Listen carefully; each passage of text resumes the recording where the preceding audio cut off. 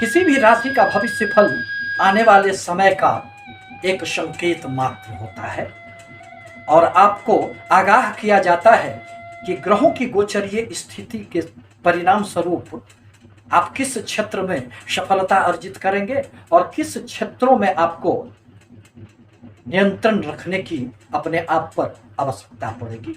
नमस्कार, मैं प्रोफेसर सतीश चंद्र झा अपने चैनल में आपका पुनः स्वागत करते हैं। इसी संबंध में आज मैं बुध प्रधान कन्या राशि के यह जो वर्तमान माह चल रहा है उसी संबंध में कुछ बातों को लेकर आपके समक्ष उपस्थित हुए हैं। आप इसे अपने चंद्र राशि अथवा नाम राशि के आधार पर देख और समझ सकते हैं। दरअसल अभी तक आप राहु एवं केतु के काल सर्प दोष के प्रभाव में रहकर जीवन में आगे बढ़ने में कठिनाइयां महसूस कर रहे थे, परंतु मंगल देव अब राहु एवं केतु के चंगुल से निकलकर आपकी राशि कन्या राशि में ही प्रवेश कर चुके हैं।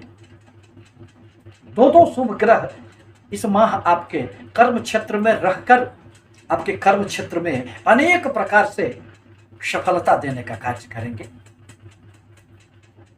17 अगस्त तक सूर्य देव भी आपके लाभ भाव में बुध के साथ बैठकर जहां बुधादित्य योग का निर्माण कर रहे हैं, वहीं अनेक प्रकार के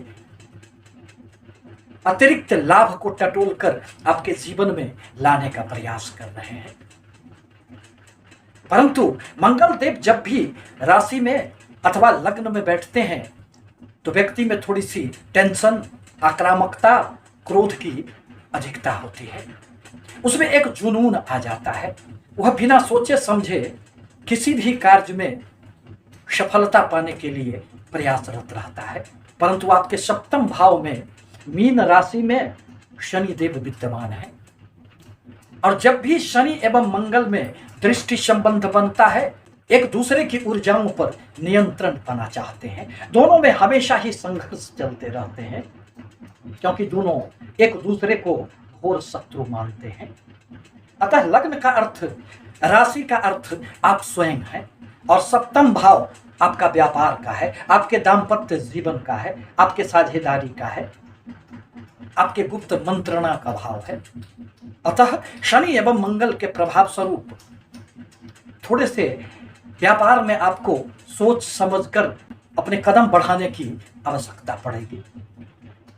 आपके व्यापार में थोड़े से अनिश्चितताओं का भी कुछ दौर आ सकता है क्योंकि शनि देव तो अभी वक्रगत अवस्था में है और मंगल की दृष्टि प्रभाव में भी है।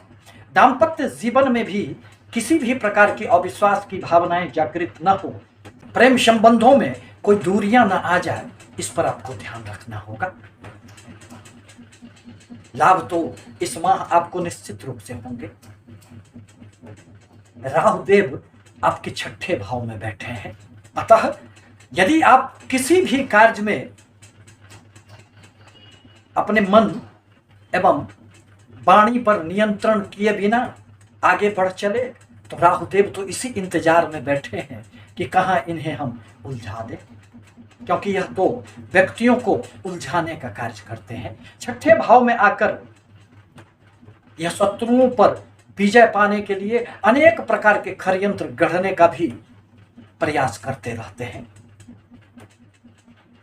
व्यय की थोड़ी बहुत अधिकता तो रहेगी और सूर्यदेव जैसे ही 17 अगस्त को आपके व्यय स्थान में अपने स्वगृही सिंह राशि में प्रवेश करेंगे, आपको विदेशी भूमि से अनेक प्रकार से लाभ होने लगेंगे।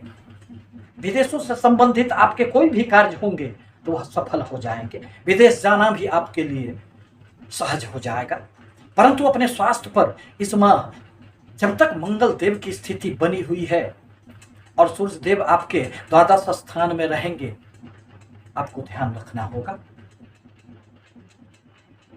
गैस की समस्या, आंखों की समस्याएं, हाइपरटेंशन की प्रॉब्लम, बीपी की समस्याएं इत्यादि से आप कहीं ग्रसित न हो जाए, इस पर आपको ध्यान रखना होगा। मन पर आपको नियंत्रण रखना होगा। क्योंकि मन से ही तो व्यक्ति कोई भी निर्णय लेता है। आत्मविश्वास में तो खूब वृद्धि होंगे, क्योंकि आपकी राशि के स्वामी लाभ स्थान में है, परंतु वह भी वक्रगत अवस्था में है। अतः आपके बहुत सारे निर्णय उल्टे पड़ जाएंगे। आप यदि किसी को मदद भी करना चाहेंगे और मदद यदि करेंगे भी, तो उसमें भी आपको जोखिम उठाना पड़ सकता है। आपको यश प्राप्त नहीं होगी। इस प्रकार कहा जा सकता है कि अपने व्यवहार, अपने आचरण, अपने धैर्य इत्यादि को टटोल कर इस माह आपको आगे बढ़ना होगा। फिर आपके कर्म क्षेत्र में, आपके लाभ में किसी भी प्रकार का अवरोध उत्पन्न नहीं होगा।